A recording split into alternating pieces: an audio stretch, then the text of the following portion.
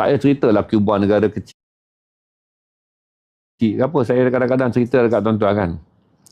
Jadi letih Dia nak letak 20 pandu ni tak perlulah negara besar. Saya pun tak tahu daripada penjelasan saya apa yang tuan-tuan faham. Tiba-tiba tuan-tuan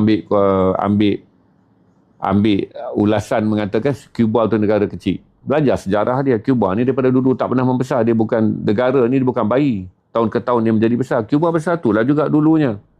Dan negara sebesar itulah dulunya menempatkan 20 berpandu, hampir menempatkan 20 berpeluru pandu Soviet.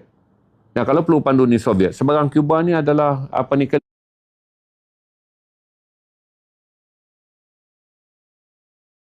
California.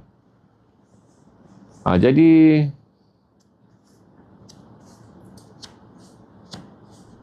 kick aja lah. Saya terpaksa kick tanya Cuba komunis apa semua. Tu level tu tak sama masuk tuan-tuan. Saya